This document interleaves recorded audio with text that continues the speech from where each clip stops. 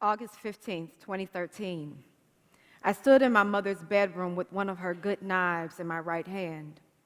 I was contemplating on where to cut myself. See, I'm a bit vain, so I had to be strategic. There were three spots of criteria that this act needed to meet. I had to pick a spot on my body where my doctor or a lover or my tattoo artist wouldn't raise questions about the scars. After an hour or so of thinking and pressing the blade to my skin just enough not to pierce the flesh, I gave up, placed the knife on the bed, and went downstairs to be with my mother.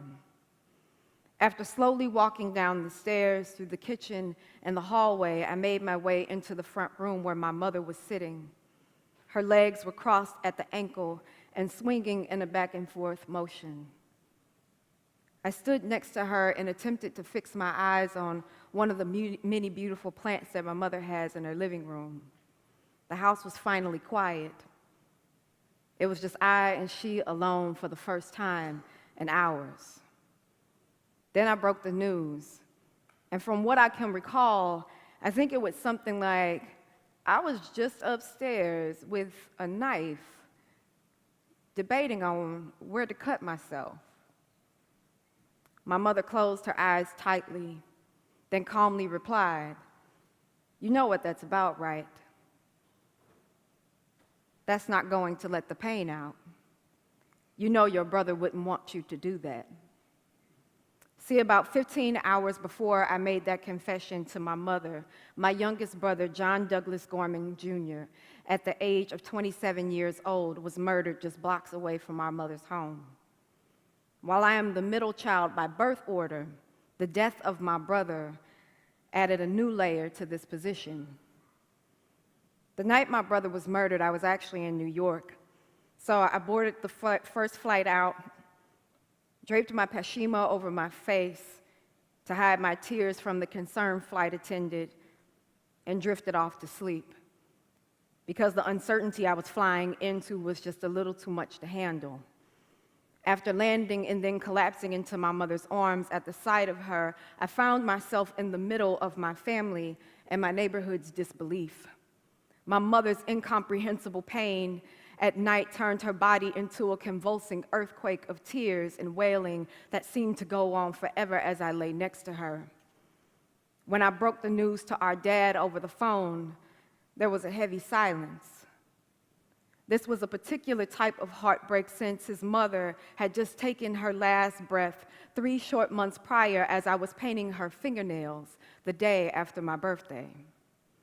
And in 1993, my father's oldest son, our brother Javon, was murdered after being home for less than 2 months following his military duty in Kuwait. In the days that followed, I went on autopilot, dictated the words for my brother's obituary to a friend over the phone, then edited the copy and creative directed the obituary, feeling totally numbed out in a sense of urgency. With permission from my family, I pulled a team of mental and emotional health professionals together for my brother's repast. Trapped between fear and hypervigilance, praying that the media wouldn't criminalize my brother, because when folks hear or read fatal shooting in St. Louis and black male, conclusions get drawn, judgment is passed, and the loss of life is diminished. Don't believe me? Just read the comments section. The day before the funeral, I ended up on the floor in front of my brother's casket, confused on how I got there, profusely apologizing to my mother for not being strong enough, and the funeral director softly telling my mother, let her lay there until she can pick herself up. During the burial, the sight of our grandmother's urn and my brother's casket paralyzed me. And there I was in the middle with family members and friends gently pulling at me and pleading with me to let go. And as unrealistic as it is, I was straddling the thought of how do I be myself and my brother too. When things became still, I attempted to find a support system because when I held that knife in my hand in my mother's bedroom, I knew something about me had dramatically changed. I knew I needed to speak with someone who could understand what I was going through. So just over a month after my brother's funeral, I returned back to New York for business, and during lunch with a friend who lost his brother to cancer, it hit me that not all sibling loss is equal, especially when that sibling has been taken violently. And it's not like cancer is a living, breathing person you can demand answers from. No matter how tempting the thought is, it just can't be done. See, my brother, while 8 years my junior, was my protector, and we were finally becoming friends.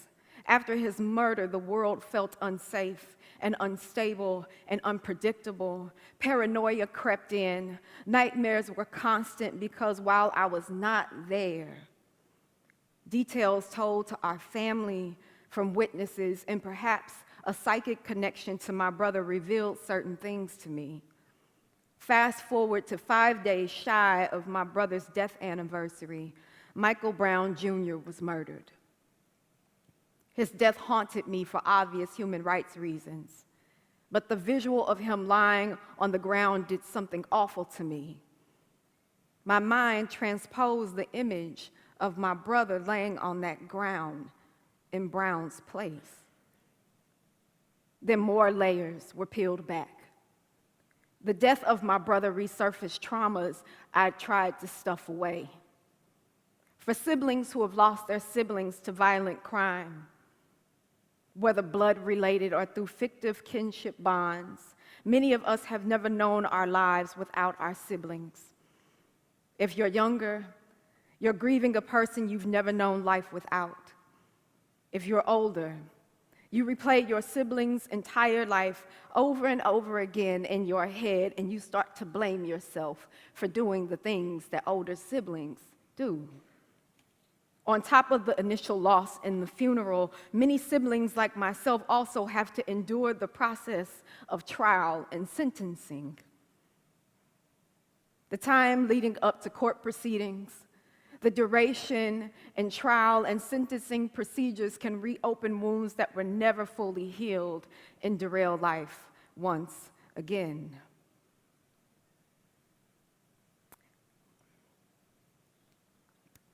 Nothing could have ever prepared me for being accidentally exposed to a picture of my brother's body in the morgue. And no amount of public speaking could have primed me to read a victim impact statement before the court and the young man who took my brother's life. Earlier this year, I attended a luncheon put on by the Women's Democratic Forum where gun violence was the topic. The prosecuting attorney of St. Louis City showed a board with the first names and ages of 178 people whose lives were lost alone to gun violence in 2015. Now, let's say at minimum, each of these people had one sibling, at most, say about 2 to 3 blood or fictitious kinship bonds. That's a range of 178 to 534 siblings spanning the spectrum of age who are affected by the loss of a sibling, and that's just to gun violence alone. Total homicides, according to the St. Louis Metropolitan Police Department for 2016 so far, is at 176 people. This means, as it stands, there are between 176 and 528 more are repeatedly traumatized siblings in our city. While doing research specifically regarding how violent crime affects siblings, I spoke with the head of victim services. A bit stumped by my inquiry, she said, "You know what? I'm sorry. We don't collect that data. Maybe we should." And she is not the only person who has been caught off guard by my search. And one thing has become clear to me over these last 3 years. Those of us who have lost our siblings to violent crime, our trauma is on the margins of the radar. Hopefully, that changes today. What if the secondary trauma siblings endure is the missing piece to understanding and reversing suicide in certain populations? What about possibly turning the tide on high school dropout rates and incarceration rates? What if our experiences hold the key to planning and building trauma-sensitive communities that also informs how prosecutors and judges present cases and administer care to the entire family of victims? What if those of us who are caught in the middle hold solutions to heal the whole? What if?